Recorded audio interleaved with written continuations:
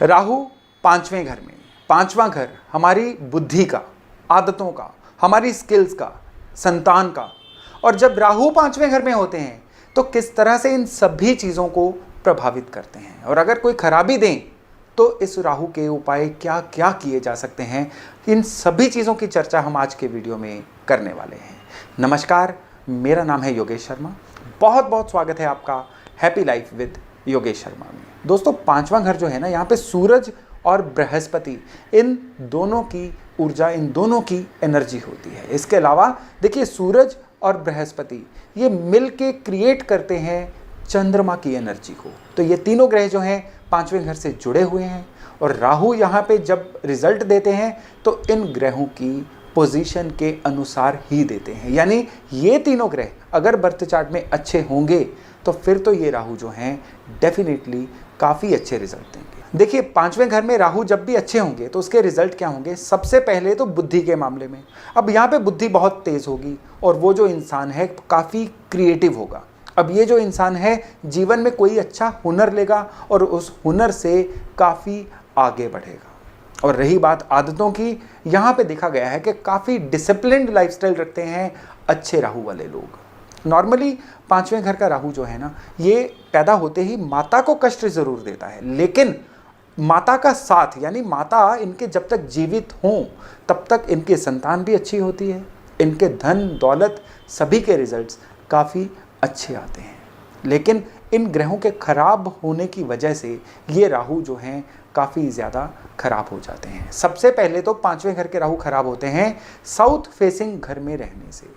यानी ये लोग अगर साउथ फेसिंग घर में रह रहे हों तो फिर अब किस्मत का कनेक्शन भी कट हो जाएगा, आदतें भी खराब हो जाएंगी, बुद्धि के ऊपर पर्दा आ जाएगा, जिसकी वजह से ये लोग जीवन में हर तरह का संकट जो है उसको इनवाइट कर लेंगे। और अगर बर्थ चार्ट में चंद्रमा, बृहस्पति ये खराब हों, अब संतान के लिए भी काफ़ी बुरे रिजल्ट आते हैं। किस तरह से? कई बार तो संतान होती ही नहीं है, इनके वाइफ के अबॉर्शंस होते चले जाते हैं, जिसकी वजह से संतान दुनिया में आ ही नहीं पाती है। आ जाए तो वो संतान जो है या तो निकम्मी संतान होती है या उसके बारे में इनको लगातार चिंताएं लगी रहती हैं। कहते हैं राहु अच्छे यहाँ पे ना होना तो 21 से 42 साल की एज के बीच में जब भी संतान हो तो इस इंसान के या तो पिता या ससुर, उनके बारे में इनको काफ़ी बुरी न्यूज़ देखने को मिलती है। इसके अलावा यहाँ पे राहु सेहत के मामले में भी काफ़ी डामाडोल रिजल्ट देते हैं। किस तरह के? यहाँ पे इंसान का डाइजेशन सिस्टम, पेट की खराबियाँ, ये बहुत हद तक रहनी शुरू हो जाती हैं। यहाँ पे राहु के खराब होने की एक बहुत बड़ी निशानी होती है कि इन लोगों में पेशेंस ही नहीं होती है। या तो ये काम बदलते रहेंगे या एक ही जगह पे टिक के नहीं बैठ पाएंगे। इवन इनमें गुस्से की मात्रा जो है ये इतनी ज़्यादा हो जाती है कि इसकी वजह से भी ये लोग बने बनाए काम चौपट कर देते हैं। अब देखिए, इस घर में एनर्जी सूर्य की है और यहाँ पे अगर सूर्य भी अच्छे ना हो तो ये राहु जो है नाम खराब कर देते हैं। तब सूर्य राहु का ग्रहण योग बनता है जो सबसे पहले गुडविल, नेम, फेम इसके ऊपर चोट करता है। ये लोग अपने हाथों से कुछ ऐसी गलत कारस्तानियां कर देते हैं जिसकी वजह से खामखा बदनामी हो जाती है, और इसकी वजह से कई बार देखा गया है कि काफ़ी विवाद, पुलिस केस तक पड़ जाते हैं। और अगर ये राहु और ख़राब हो जाए तो सरकार की तरफ से पेनल्टीज़ भी पड़ती हैं। कई बार बिजली बोर्ड की तरफ से पेनल्टी, कई बार कोई जीएसटी, इनकम टैक्स की तरफ से नोटिस या पेनल्टी, इस तरह की दिक्कतें इनको काफ़ी ज़्यादा देखने को मिलती हैं। नॉर्मली पांचवें घर के राहु के वाले के भाई जो होते हैं ना, वो जीवन में काफ़ी वेल ऑफ होते हैं, उनको जीवन में धन धान्य किसी तरह की कोई परेशानी नहीं होती।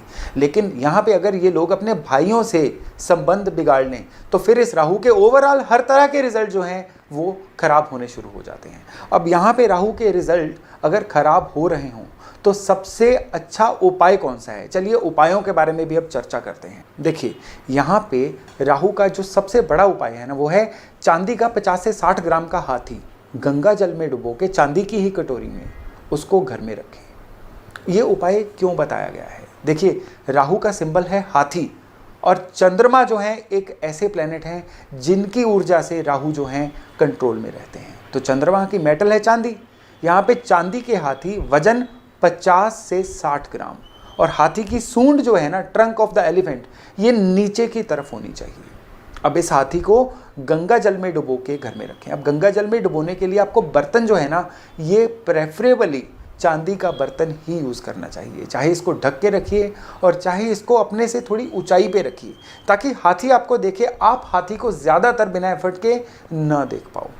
इससे राहु की जितनी भी बुरी एनर्जी होती है वो बहुत ज़्यादा काउंटर होती है, बहुत ज़्यादा कंट्रोल होती है। इसको करने के बाद अब जीवन में राहु की जो शरारतें थी ना, जिसकी वजह से इंसान इजी मनी की तरफ भाग रहा था, उसका बुद्धि खराब हो रही थी या सरकारी पेनल्टीज़ लग रही थी, अब ये चीज़ें जो हैं बहुत हद तक कंट्रोल होंगी। साउथ फेसिंग घर, जिसके बारे में मैंने चर्चा की थी कि साउथ फेसिंग घर जो है 5वें घर के राहु वालों को बिल्कुल सूट नहीं करता है, तो अगर ये साउथ फेसिंग घर में रह रहे हों तो इनको क्या करना होगा, एक चांदी की पतरी लेके, यहाँ पे खास तौर पे ध्यान रखिएगा कि केवल चांदी की पतरी लेनी है, चांदी की तार नहीं लेनी है। तो चांदी की पतरी को घर के मेन गेट पे मार्बल कटर वाले को बुला के एक ग्रूव करवा दीजिए, कट लगवा दीजिए और उस कट में चांदी की पतरी को दबा के ऊपर सीमेंट करवा दीजिए, बिल्कुल उसको अंदर कंसील कर दीजिए, छिपा दीजिए। और ये जो चांदी की पतरी है ना, घर के मुख्य द्वार पे पिलर टू पिलर होनी चाहिए। इतना करिए, अब इस राहु की एनर्जी 90 बल्कि 95-6% तक काउंटर हो जाती है। और अब एक और रेमेडी, जो रेमेडी है उन दंपतियों के लिए, उन कपल्स के लिए जिनको काफ़ी ज़्यादा संतान की इश्यूज आ रहे हैं इस घर में राहु के होते हुए। उनको चाहिए कि यहाँ पे राहु अगर है उनके है और एबॉर्शंस हो रही हैं या संतान के पैदा होने में अलग अलग तरह के विघ्न आ रहे हैं, तो यहाँ पे खास उपाय बताया गया है कि उनको दोबारा फेरे लेने चाहिए, अपने आपस में ही दोबारा फेरे लेने चाहिए। लेकिन फेरे लेते हुए एक दूसरे का जो नाम है वो बदल के, जब भी पंडित जी संकल्प करवाते हैं तो अपना कोई दूसरा नाम रख के उस समय के लिए तब दोबारा फेरे लीजिए। अब इससे क्या होता है कि इस राहु की वो जो ऊर्जा है जो संतान प्राप्ति में सहायक होती है, आपको वो ऊर्जा मिलती है।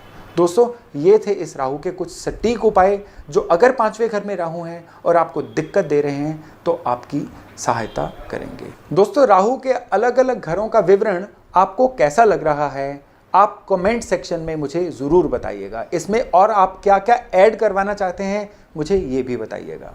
और एस्ट्रोलॉजी और वास्तु की लगातार नई जानकारियों के लिए इंस्टाग्राम पे मेरा हैंडल है योगेश शर्मा एस्ट्रोलॉजी, उसको ज़रूर फॉलो करिए। और हाँ, इस चैनल को तो कम से कम जल्दी से जल्दी सब्सक्राइब ज़रूर करिए, ताकि आपको मेरे बाकी आने वाले भी जो वीडियो हैं सबसे पहले उनकी नोटिफिकेशन आपके पास पहुंचे। तो राहु की चर्चा आज के लिए यहीं तक थी। बहुत जल्द मिलते हैं राहु छठे घर के रिजल्ट लेके। तब तक अपना खूब ध्यान रखिएगा। नमस्कार।